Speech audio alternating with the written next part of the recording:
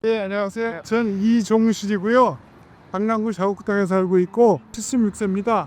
장애인 복지관에서 그 민원이나 안내 업무를 맡고 있는데 한 350명들 장애인들의 그 식사를 제공하기 때문에 오전에 11시 정도에 사람들이 많이 오세요.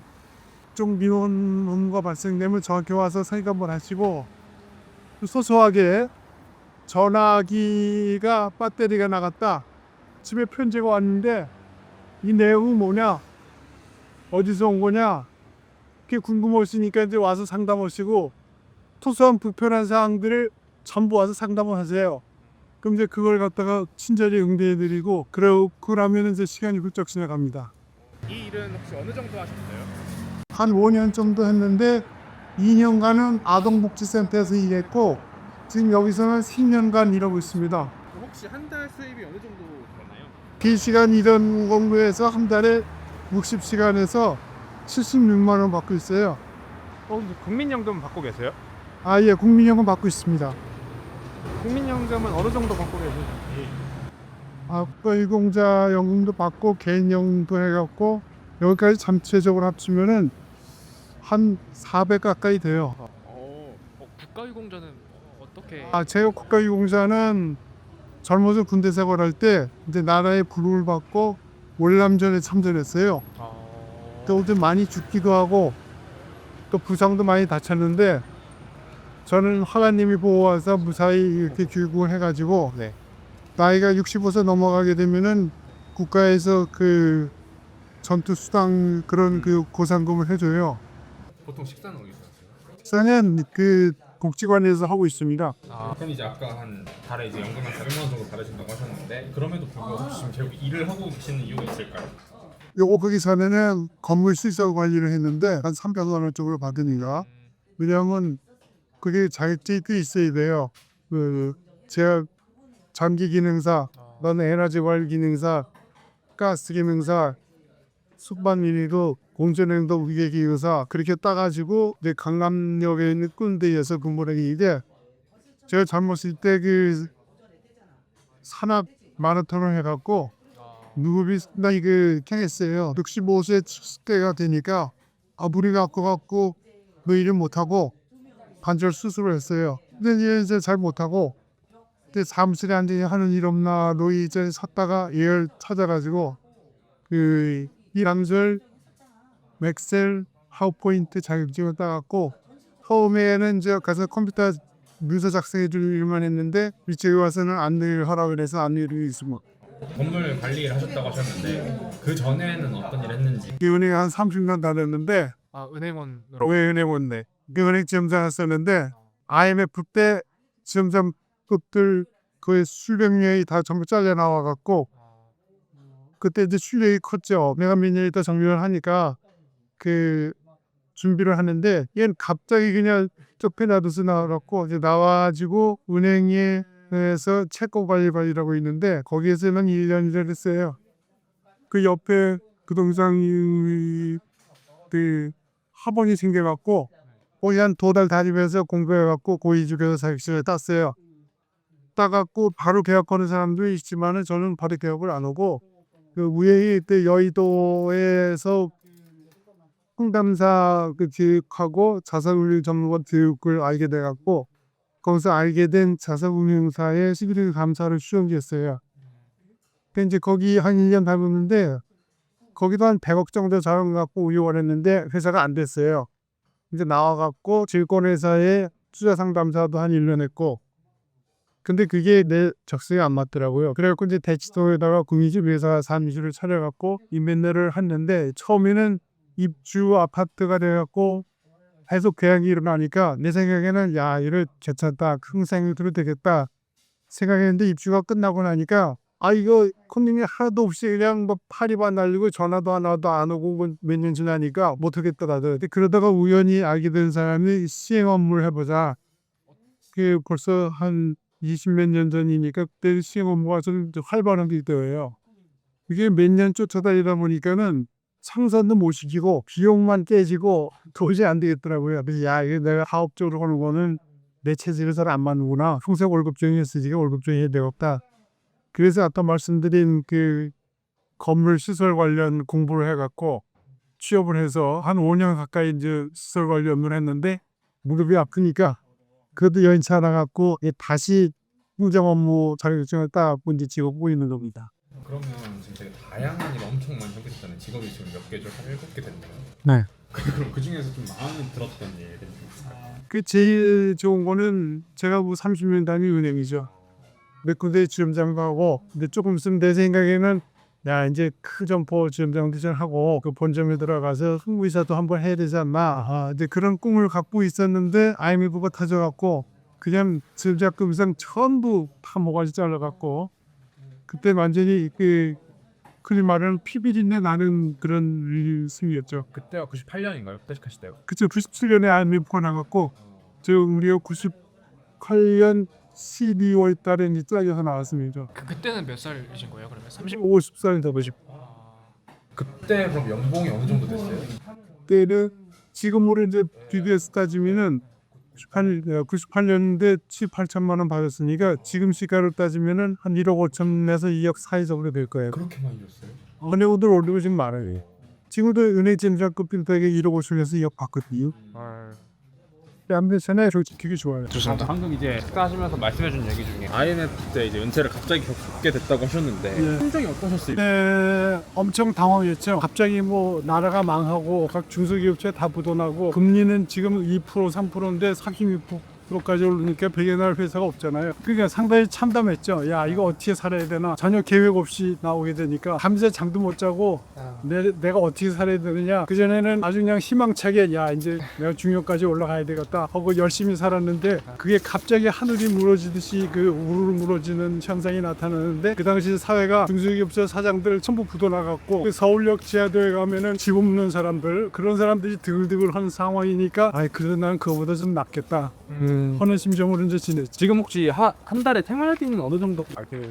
우리 집사람하고 둘이 먹고 사니까 그 먹고 사는 생활비는 뭐 한 200만 원 정도밖에 안 드는 것 같아요. 별로 안 드네요. 네. 노인네 둘이 뭐 그 대단히 쓸 거 별로 없잖아요. 그럼 가장 많이 들어가는 비용은 없죠? 어때요? 지금 크게 들어가는 돈은 없어요. 그러면 이게 보통 뭐 구성이 뭐 식비가 절반 정도 될까요? 그 정도 된다고 봐야죠. 나머지는 뭐 식비 말고는 뭐 네. 생필품 사고 그거 비용 내고 의료비가 안 되니까 네. 그 생활하는데 큰 도움이 돼요. 의료비가 안 되는 거는 국가유공자가 돼갖고 보험병원에 가서 진료를 받고 아니면은 보험병원 위탁병원이 있어요. 거기 가서 진료받는데 내가 상위처로 진료받을 때는 무료고 비상위처라 그래서 다른 데 아파서 가는 거는 그 건강보험료 제하고 실어만 내기 때문에 거의 의료비가 안 들다고 보면 돼요.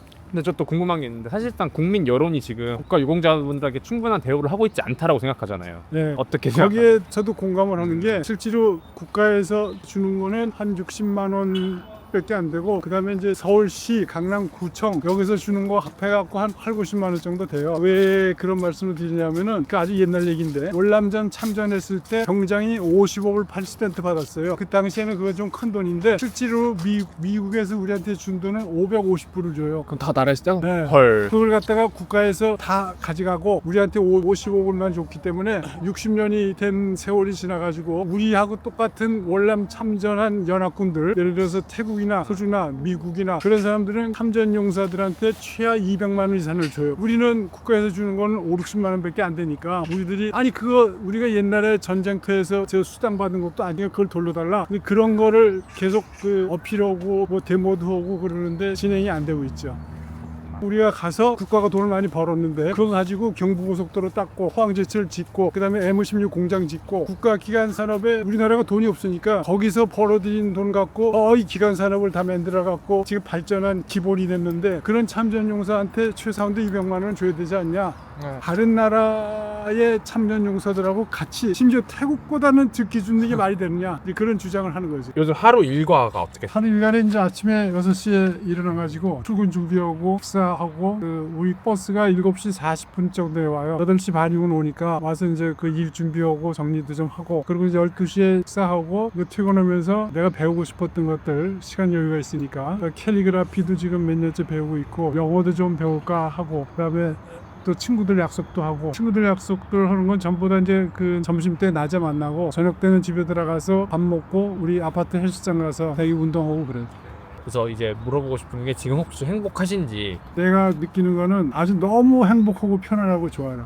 왜냐면 제가 이 질문을 드렸던 게 되게 여러 가지 일을 해오시면서 뭐 회사가 망하기도 하고 나라가 망하기도 하고 되게 그런 우여곡절이 참 많으셨잖아요. 그럼에도 불구하고 지금 행복하신지를 여쭙고 싶어요. 왜냐하면 아마 우리 세대가 대한민국에 태어난 세대 중에서는 가장 격변기를 겪었다고 봐도 과언이 아닌 게, 제가 아기 때 유교사별이 터져서 우리가 가족이 전부 진해를 피난 갔고, 또 성장해서 청년이 됐을 적에는 월남 전쟁터에 나갔고, 그리고 와서 직장 다니다가 IMF 터져갖고 국가 전체가 부도가 나고 전부 다 그냥 잘려나가고 그런 시대를 겪어가지고, 나름대로 이제 퇴직을 하고도 돈만 쓰고 잘 벌지도 못한 시대도 겪고, 지금 안정된 생활을 하고 있으니까 야, 지금 세상이 너무 좋다. 그러면 선생님이 이제 노후 생활에서 가장 중요하게 생각하는 건 뭐라요? 뭐니 해도 건강이 제일 아닌가 그 생각이 들어요. 움직일 수 있어야 되고 건강하지 않으면 아무 소용 없잖아요. 그 다음에 경제력이죠. 그 경제력도 사실은 건강하지 못하면 소용이 없으니까 건강이 제일이라고 생각을 하죠. 그럼 이제 인생의 좀 전반적인 측면에서 가장 크게 실패했다고 생각하는 건가요? 부동산 사업을 하면서 시행 업무를 하려고 그냥 많이 쫓아다니고, 건설회사 다니면서 뭐 의향서도 받고 지주 작업하는 데서 쫓아다니고 가금 조달하는 데 쫓아다니고, 꼭 될 것 같은데 가보면 안 되고 그래갖고 그 실망감, 결과적으로 시간만 낭비하고 경비만 낭비한 게 그게 제일 좀 안타깝죠. 그럼 반대로 요건 좀 내가 자랑할 만하다, 성공했다고 생각할 만하다. 근데 뭐 제가 월급적인 생활만 해가지고 크게 성공할 만한 거는 거의 없고, 안정적인 거 외에는 별로 없는데, 군대에 있을 때 그래도 월남 갔다 와가지고 국가에서 이렇게 안정적으로 여러 가지 혜택을 받고 있는 게, 전쟁터에 나가서 애국적으로 했고 그런 것이 아마 제일 보람 있는 것 같아요. 그럼 이제 요즘 좀 후회되는 일은 있으신가요? 후회라기보다 좀 적은 거는 내가 딸만 둘인데, 둘째 딸이 아직도 시집을 안 가는데 나이가 48살이에요. 이제 걔도 지 나름대로 이제 나가서 아파트 하나 사가지고 혼자 살고 있는데, 애비 생각에는 걔도 결혼해갖고 자손주라도 좀 낳았으면 얼마나 좋을까, 이제 그런 게 좀 아쉬움이 있죠. 앞으로는 어떤 삶을 살고 싶으세요? 이 상태로 계속 지속된 삶을 영위하는 게 좋을 것 같아요. 마지막으로 누구보다 이제 퇴직 이후에 참 다양한 일들을 겪어 오셨잖아요. 근데 사실 지금 일하고 있는 사람들은 그냥 퇴직해도 뭐 살 수 있겠지, 근데 국민연금 조금 부어놓은 거 있으니까 뭐 살 수 있겠지라고 그냥 막연하게만 생각하는 분들이 많단 말이에요. 그런 분들에게 혹시 조언을 우선 뭐 최고 중요한 건 아까도 말씀드렸듯이 건강이고, 그 다음에는 실력이 있어야 된다. 가능하면은 공부를 좀 많이 해갖고 국가 자격증을 많이 따놓게 되면은 암만 늙어도 먹고 살거나 통화하는 데는 전혀 지장이 없으니까, 가능한 한 열심히 공부를 하셔갖고 국가 자격증을 좀 많이 따놓으시는 게 좋을 것 같아요.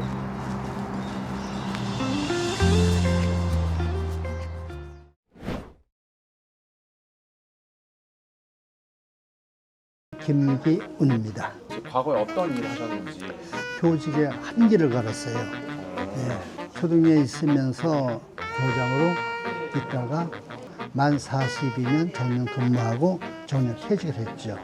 퇴직하신 지는 만 13년째입니다. 그 당시에 연봉도 꽤 됐을 것 같아요. 그때는 한 500. 지금 사시는 곳은 어디예요? 강남구. 둘이서 같이 부부가 이제 사는 거죠. 생활비는 어느 정도? 한 달에 뭐 한 300 이상 쓰지 않나 싶어요. 예. 공무원연금 그럼 얼마 정도 받아요? 뭐 한 400만 원 조금 가까이 받아요. 그럼 100만 원이 남네요? 또 모자르더라고요. 모아놓은 뭐 자산이라든지 노후 준비 같은 건 딱딱하시나요? 매달 월급을 받으면 거의 뭐 한 40%는 적금을 들었습니다. 제일 처음에 산 게 논을 샀어요. 논 400평을 샀어요. 거기서 1년에 쌀이 한 4가마 나옵니다. 쌀로만. 거기에 대해서 제가 좀 보람을 느끼고, 또 경제적으로 또 고통이 조금 덜하지 않나. 정년퇴직을 하셨는데 네. 당시에 뭐 동료나 가족들의 반응은 어때요? 몸과 마음은 젊은데 이거 62세라는 정년에 걸려서 나가야 된다. 그럴 때 우울함 또는 어디 뭐 서글픔 뭐 이런 것을 많이 느꼈고, 가족들은 그럼 아빠가 지금까지 열심히 이제 학교 생활을 하면서 살아왔는데, 이게 이제 퇴직을 하면은 이제 뭘 할까? 부지런한 사람이. 지금 하시는 일은 몇 년 정도 하셨어요? 지금 공회전 하는 일은 만 5년째입니다. 돈보다는 보람을 느끼고, 또 내가 뭔가 이 사회에 국가에서 뭔가 한 몫을 하고 있구나 하는 그런 자부심, 그것 때문에 지금까지 하고 있습니다.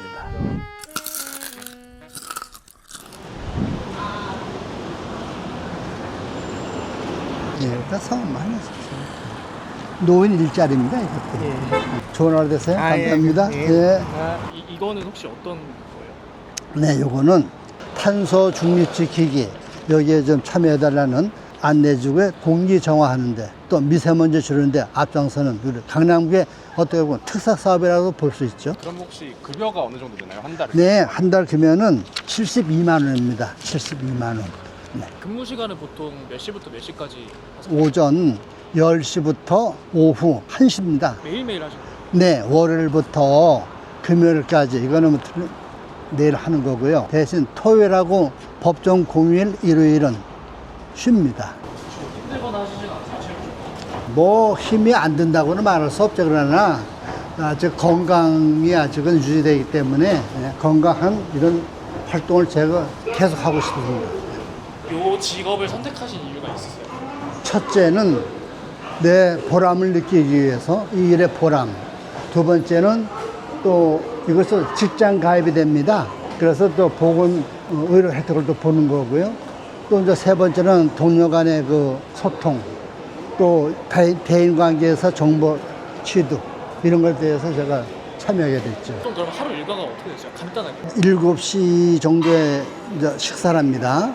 8시면은 출근 준비하고 9시 한 40분 경에 이제 출근 사진을 찍죠. 이제 1시면 이제 일이 끝나기 때문에 이제 점심을 또 먹고 제가 이제 개인적으로 몸을 건강을 유지하기 위해서는 수요일 날, 금요일 날은 탁구를 칩니다.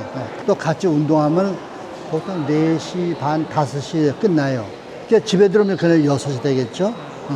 또 어떤 데 보면 내가 지금 현직에 있는 건가, 지금 퇴근을 한 건가, 이런 생활을 하고 있죠. 나름대로 개미 생활입니다. 사진 찍재요. 우선은 그럼 지금은 점심 먹을 시간이니까 식사로 네. 가시죠. 네. 일을 그럼 이제 새로 시작하신 건데 뭔가 심경의 차이라든지 그런 변화가 좀 있을까요? 있죠. 우선 퇴직 직전에는 내가 이 사회에 나가서 사회 일원으로서 잘 적응이 될까 그런 두려움과 어떻게 보면 걱정 그런 것이 이제 늘 있었죠. 그래서 나름대로의 좀 준비를 해야 되지 않을까 이런 늘 걱정 속에 지냈습니다. 아, 그러면 이제 일을 하고 나서 네. 그런 이게 걱정이 조금 해소됐는지 힘들지만 보람도 또 느꼈다. 집에 들어오면 또 보람을 느끼고 있습니다. 이 보람 자체를 안 가지면 이 일을 못해 누가 시켜도 안 되는 거고요. 이게 또 뭐 보수가 많은 것도 아니고 봉사를 수준에서 돈을 받기 때문에 경제적으로는 뭐 큰 혜택은 없어요. 학교라는 도시에만 있다 보니까 너무 한 길만 걸어왔던 게 아닌가라는 고민도 하셨다고 그랬잖아요. 그렇죠. 제일 그것은 이게 대인관계입니다. 보는 사람들이 제 뒤통수에는 뭐라 얘기냐면 저 사람은 학교에서 선생님인데 행동을 어떻게 하나 이런 것을 또 눈여겨보지 않을까. 제가 조금만 실수하더라도 아유 교사 출신이 또 교장 출신이 그렇게 할까 그런 것 때문에 상당히 행동에 그 부담을 느꼈어요. 그리고 특히 막상 사회에 나오려니까 사회는 그 학교하고도 전혀 다르잖아요. 다양한 직업군가 있고 다양한 성격 또 다양한 개성 이거하고는 저 학교하고는 거리가 좀 멀죠. 학교는 모든 것이 표준화된 거고 교육적인데 사회는 그렇지 않죠. 내가 어떻게 또 처신해야 될까? 어떻게 고민을 해야 될까? 그런 고민거리를 해가면서 좀 살아오고 있어요. 그러면 요즘 가장 큰 고민은 뭐예요?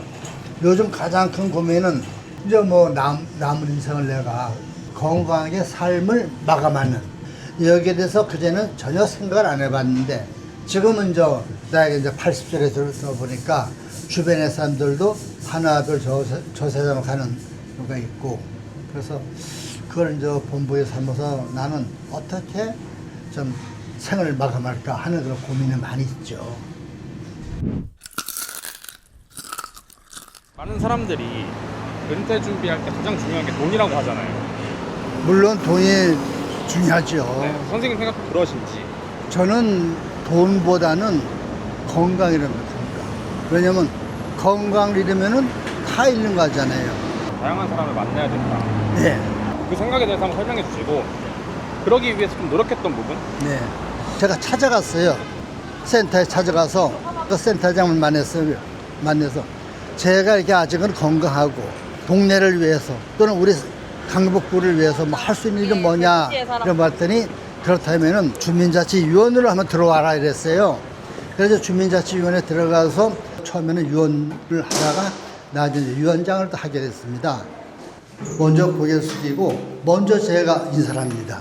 그러면은 상대가 악한 사람 아닌 이상에는 거의 다 응대를 해줘요. 그래서 항상 저는 사람을 만날 때 제 자신을 낮춥니다. 그래서 그분들도 저를 존경해 주더라고요.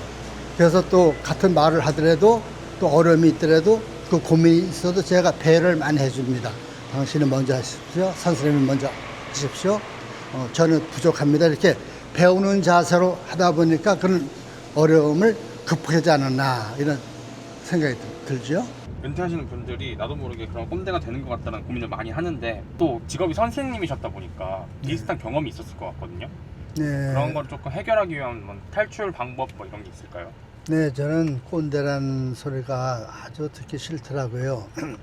왜냐면 꼰대라는 그 어감 자체가 아집, 고집, 또 자기 주장이 강하고 이런 쪽으로 부정적인 느낌이 많이 들어요. 그래서 꼰대보다는 어르신, 이런 말을 또 듣고 싶어가지고 어르신으로서 할 일을 내가 어떻게 하면 할까 이렇게 고민하다가 제가 많은 지식을 좀 쌓아야 되겠다. 그래가지고 시간이 나면 그 도서관, 공공도서관에 가서 책을 빌려옵니다. 제가 못한 여러 가지 교양 정보 이런 것을 많이 이제 읽고 또 이것을 이제 동료들한테 또 이야기해주고 그렇게 하면서 교양을 좀 쌓았고 또 새로운 그 지식이 지금 쏟아지잖아요. 옛날에 없던 뭐 잠만 나면 또 새로운 것이 나오고 이런 급변하는 시대다 보니까 제가 거기에 따라가기 위해서 복지관에서 여러 가지 기능을 하면시키는 그런 연수가 많이 있어요. 찾아보면 너무나 많아요. 뭐 사진이라든지 또는 뭐 폰 이용하라든지 여러 가지 뭐 새로운 그 기술이죠. 그런 걸 제가 이제 다니면서 찾아가면서 배워요. 그래서 뒤떨어지지 않게 또 남들보다 앞서가지는 못할 망정 젊은들하고 어깨를 같이 갈 수 있는 그런 어린 사람이 되기 위해서 제가 노력을 많이 하고 있죠. 압구정 노인 복지관입니다. 매주 수요일 날 그 중급반 또 자율탁구 동아리가 있습니다. 거기에 참여하기 위해서 온 거예요. 그래서 이렇게 건강하게 운동까지 하시는데 남은 삶의 목표가 있다면 어떤 건지? 네, 저는 뭐 남은 목표가 이제 인생은 뭐 120세, 뭐 100세 하지만은 사실상 그건 내 욕심이고 언제 죽을지 몰라요. 밥 숟갈로만 가는 겁니다. 그래서 그 사는 날까지 좀 건강을 유지하기 위해서 이제 노력할 거고 제가 이 다른 세상에 가더라도 제 나름대로 참 보람 있게 소풍 왔다 가는구나 하는 의미를 좀 담기 위해서 제 나름대로 건강이 허락하는 날 사회에 봉사하고 싶고 또 봉사함으로써 또 다른 사람으로부터 존경받는 그런 사람이 되면 어떨까 이런 고민을 하고 있습니다. 그럼 이제 퇴직 직전에 자신을 만날 수 있는 기회가 주어진다면 하고 싶은 거 있나요? 야, 너는 지금까지 참 열심히 살았다. 참 남도 놀 때 다른 연수를 많이 받고 또 자격증을 많이 얻었고 내가 더 많이 얻을 걸 대신 아주 전문적인 일반적인 자격증보다는 특수한 자격증을 받아가서 나중에 사회에 나가서라도 사회 일꾼으로서 역할을 했으면 어떻게 되느냐 이런 후회스러움도 다소 있습니다.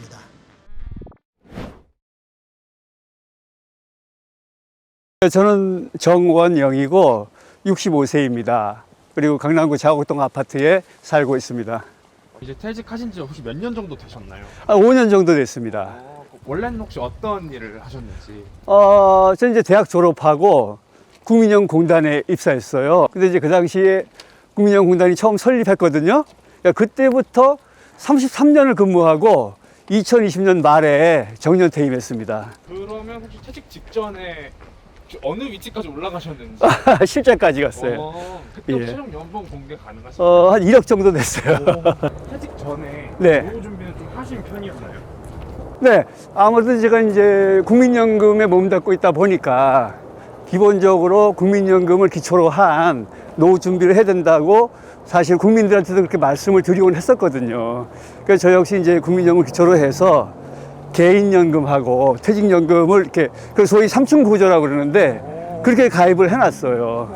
예, 예. 그래서 이제 경제적으로는 이제 뭐 넉넉하지는 않더라도 뭐 그 정도면 되지 않겠나 나름대로는 생각을 했었고, 그래서 은퇴할 직전에 주변에서 아, 은퇴하고 뭐 할 거냐 이렇게 질문을 하면 아, 저는 이제 그동안 고생했으니까 은퇴하면 좀 유유자적하면서 좀 먹고 싶은 거 먹고 하고 싶은 거 하고 여행도 좀 많이 다니고 좀 소위 좀 즐기면서 살고 싶다. 이제 그렇게 대답을 했었거든요. 혹시 지금 국민연금 나오나요? 국민연금 나오죠. 어. 그런데 저는 아까 말씀드린 대로 65세잖아요. 네. 그러니까 62세부터 받는 구조입니다. 그래서 지금 받는 분들은 아마 63세 이렇게 될 거예요. 그러면 혹시 어느 정도 받고 계신가요? 세금 공제하고 한 200 정도 받습니다. 200만 원 정도. 되게 많, 거의 공무원급으로. 좀 많은 편에서. 왜냐하면 처음부터 설립 당시부터 가입을 했고 은퇴할 때 또 실장으로 은퇴했고. 그러니까. 그거의 비결은 많이 넣었다. 그 국민연금은 자기 소득에 비례해서 이렇게 내거든요. 그러니까 그렇다고 또 많이 번다고 해서 많이 내는 구조가 아니고 자기 이렇게 그 직장 다니는 사람들은 직장 월급의 일정 부분 뭐 지금 9%인데 그렇게 내고 있습니다. 그래서 뭐 특별히 다른 사람보다 많이 내거나 그런 건 아닌데 국민연금 오래 가입하면 가입할수록 많이 받는 구조예요. 그래서 좀 오래 가입해서 그 정도 받는다 이렇게 생각하시면 될 것 같아요. 혹시 한 달 생활비는 연금계 대비해서 어느 정도? 지금 이제 생활비가 통상 나가는 게 이제 고정적으로 나가는 게 아파트 관리비, 그다음에 경조사비, 그다음에 차량 뭐 유지관리비, 뭐 주유비 포함해가지고, 그다음에 신용품비 정도인데 통상 이렇게 카드 명세 받아보면 적을 때는 한 150만 원, 많을 때는 한 200만 원 정도 되는 것 같아요. 되게 안 쓰는 셈이죠. 그렇게 막 돈을 쓰거나 그러지는 않는 편인데. 국민연금만 가지고는 예를 들어서 이제 뭐 추가적으로 뭐 여행을 간다든지 그게 안 되잖아요. 왜냐하면 생활비에 충당을 해야 되니까. 그래서 제가 아까 말씀드린 삼층 구조를 제가 말씀을 드린 거예요. 하루 일과는 혹시 어떻게 되세요? 제가 이제 그 지금 한국어를 가르치고 있어요. 그래서 이제 대학교 한 군데하고 서울시 주관 교육기관이 한 군데인데 서울시 주관 교육기관은 이제 월요일부터 목요일까지 오후에 2시간씩 가르치고 대학교는 그 수, 금 4시간씩 오전에 가르쳐요. 주말에는 시험감독 업무가 있어요. 그래서 그거 가끔 주말에 그건 뭐 자주 있는 건 아니고 가끔 그 일도 하고 있죠. 그럼 이제 보통 이제 오전 매일 일이 있는 건가요? 그런 셈이죠. 이제 근데 대학교는 지금 방학했고 그 서울시 여기는 12월 4일에 방학해요. 그래서 조금 이제 지금 다니고 있고. 보통 일어나시는 시간은 어느 정도 시죠? 6시 전후예요. 아침 식사 항상 하시고. 네네. 그 은퇴 이후에 하나 다짐한 게 가급적이면 은퇴 이전의 생활 패턴을 좀 유지하자. 그런 생각을 했었어요. 그래서 회사에 나가는 일이 없더라도 일어나는 시간 규칙적으로, 밥 먹는 시각도 규칙적으로 하자. 그리고 운동도 좀 규칙적으로 하면서 전반적으로 그 은퇴 이전의 생활을 좀 그 패턴을 유지하자 하는 생각을 했었습니다. 지금도 그렇게 하고 있고. 제가 인터뷰를 막 다니다 보면 은퇴 후에 가장 힘든 거를 되게 공허함, 갑자기 확 사라지니까. 근데 혹시 그렇게 루틴을 계속 유지하는 게 그런 데 좀 도움이 될까요?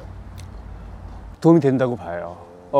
사실 이제 저도 지금 직업 갖기 전에는 한 2년 정도는 아까 말씀드렸다시피 은퇴 이후에는 좀 그 뭐랄까 그동안 고생했으니까 좀 유유자적한 삶을 살고 싶다. 여행도 많이 하고. 근데 한 2년 차 정도 되니까 뭔가 조금 좀 그러니까 여행도 자주 다니다 보니까 이제는 뭐 여행도 좀 그다지 그 가고 싶지 않고 또 혼자 생활하는 것도 일정한 한계에 부딪힌다 그럴까? 좀 사람하고 부대끼면서 좀 얘기도 좀 하고 이래야 되는데 그 하여튼 2년 차 되니까 그런 공허함이 밀려오더라고요. 그래서 이거 뭔가 좀 그 규칙적으로 좀 더 규칙적으로 그러니까 생활을 규칙적으로 하면서도 일을 하는 것이 보다 바람직하지 않은가 해서 그 이후에 제가 일자리를 알아보게 된 거죠. 네. 지금 가시는 곳은 어디인가요? 서울시 글로벌 청소년 교육센터입니다.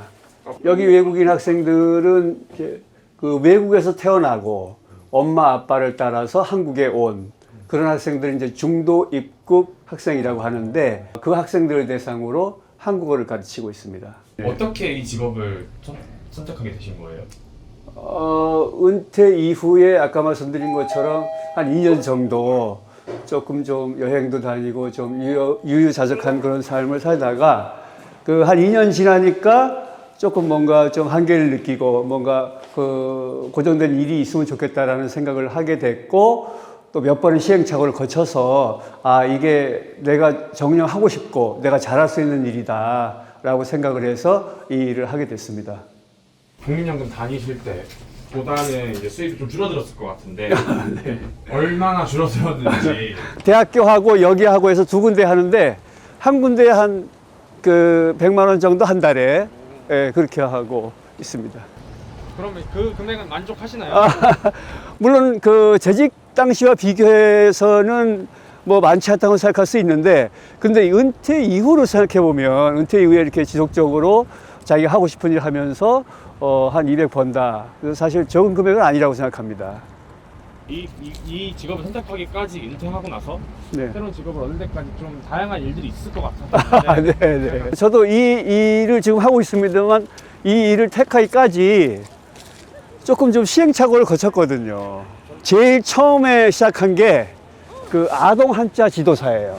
그 당시만 해도 이제 그 초등학생들 방과후 활동에 대해서 얘기들이 많았고 학교에서 한자를 배운 세대이고 또 한자에 관심이 많아가지고 아무래도 그 초등학생들이 그 한자에 대해서 초등학생 때부터 이렇게 알게 되면 나중에 이제 중학교, 고등학교 올라가면서 많이 그 학습에 도움이 되지 않을까 그런 생각을 했고 인터넷 보도에도 뭐 유망하다 또 이런 얘기도 있어가지고 그 자격증을 땄죠. 제 혼자 이제 공부해가지고 땄는데 실제로 이렇게 현장에 가서 접해 보니까 이게 뭔가 크게 도움이 안 되고 또 제일 중요한 건 이 방과후 활동으로 한자를 채택한 학교가 그렇게 많지가 않더라고요. 정말 이 첫 번째 실패를 한 겁니다. 아, 이거 괜히 땄나 보다. 그래서 이제 조금 더 고민하다가 그 두 번째로 택한 게 자동차 대형 면허예요. 예.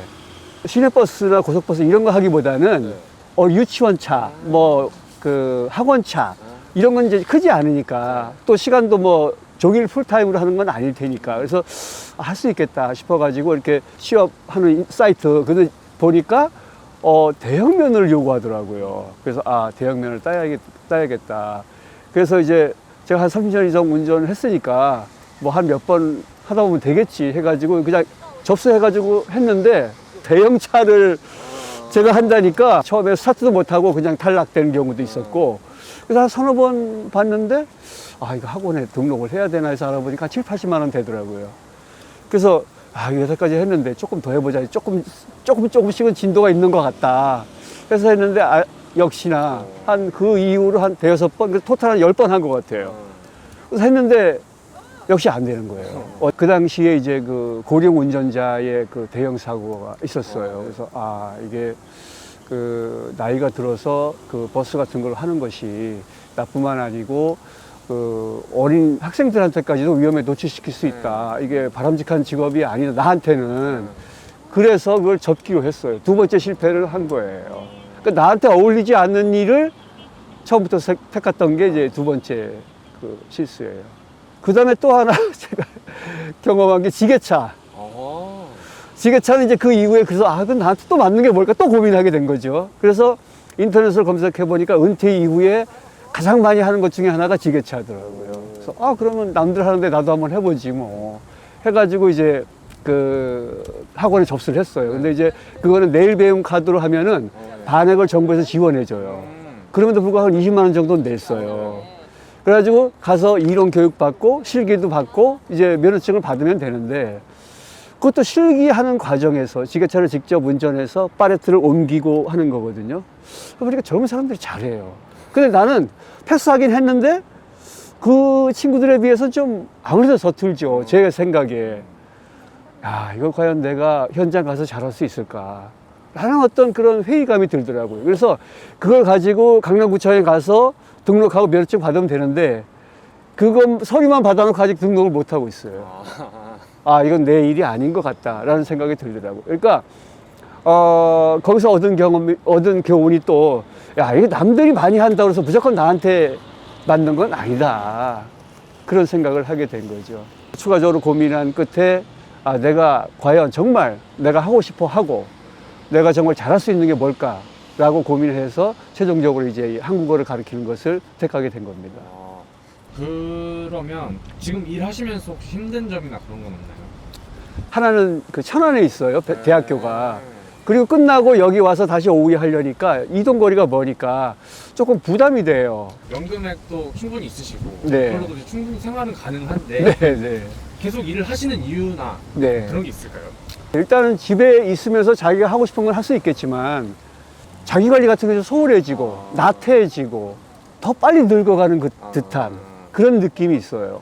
제일 중요한 게 일단 자기 관리가 안 된다는 거예요. 누가 뭐라고 그러는 사람이 없으니까. 근데 밖에 나가기로 말하면 뭔가 머리도 감아야 되고 면도도 해야 되고 옷도 좀 신경 써야 되고 소위 자기 관리를 해야 되잖아요. 사람들하고 얘기도 하고 이러면서 뭔가 말도 해야 되는데 혼자 있으니까 그럴 기회가 적어지고 그래서 아, 이거 안 되겠다. 뭔가 일을 갖는 게 중요하다. 그래서 생각해낸 겁니다. 그래서 시행착오를 겪었지만 지금은 아주 이 일에 만족하고 있습니다. 그럼 언제까지 일을 하실 생각이세요? 뭐 제 욕심인지 모르겠습니다만은 제가 어쨌든 좀 그 늦게 시작했고 그래서 저는 지금 해보니까 한 70세까지는 할 수 있지 않을까 그 생각이 듭니다. 그렇게 하고 싶고 또. 그러면 이제 다른 분들에게 약간 팁 같이 뭔가 전수해줄 뭐 그런 방법 없을까요? 자기한테 맞는 직업을 찾는 방법? 제 경험이 그분들한테 이제 좀 간접 경험이 될 수도 있을 것 같고 자기한테 맞는 직업이 뭐냐 어떤 게 제일 좋으냐 하는 거는 자기 자신이 제일 잘할 것 같아요. 네. 근데 중요한 건 물론 내가 좋다고 생각해도 현실이 그렇지 않으면 또 할 수 없는 거거든요. 내가 하고 싶어도. 그렇기 때문에 충분한 자기가 하고 싶은 일이 뭐고 잘할 수 있는 일이 뭔지를 먼저 생각을 하고 그 다음에 시장 조사를 좀 해야 될 거예요. 반드시. 시장 조사를 한다면 어떤? 시장 조사 예를 들어서 예를 들어서 지금 이제 그 학교 선생님이란 말이에요. 그러면 이 학교 선생님이 지금 현재 활동하시는 분이 어느 정도이고 페이는 어느 정도이고 내가 과연 참여하게 될 때는 그럼 내가 참여할 수 있는 곳이 어느 정도나 되는지에 대한 조사 이런 부분들이죠. 30대 나를 만난다면 해주고 싶은 말이 있어요? 그 제가 이제 젊었을 때는 그 어쨌든 저나 제 가족들을 위해서 그 어쨌든 일을 열심히 해왔고 그렇기 때문에 이제 은퇴 이후에는 고생했으니까 좀 쉬면서 유유자적한 삶을 살려고 생각했었는데 지금 이제 돌이켜 보니 30대라면 너 돌려고 생각하지 말고 그 노후를 대비해서 노후를 생각해서 노후의 삶 어떤 삶을 살 것인지 미리 조금 좀 진지하게 고민해 보고 필요한 자격증 같은 것을 좀 따놓기도 하고 그렇게 준비를 했으면 좋겠다라는 말을 해주고 싶어요. 그러면 이제 마지막으로 이 영상을 보는 이제 퇴직 직전과 이제 갓 퇴직을 한 5060에게 해주고 싶으신 조언이 있으시다면? 지금이라도 늦지 않다. 저도 63세 시작했잖아요. 지금이라도 늦지 않으니까 나이가 있다고 해서 아무거나 그냥 그 하려는 게 아니고 정녕 내가 하고 싶고 나한테 어울리는 직업이 무엇인지 지금이라도 진지하게 고민해보고 필요한 자격증이라든지 그 필요한 그 조건을 갖췄으면 좋겠다. 그런 말씀을 좀 드리고 싶습니다.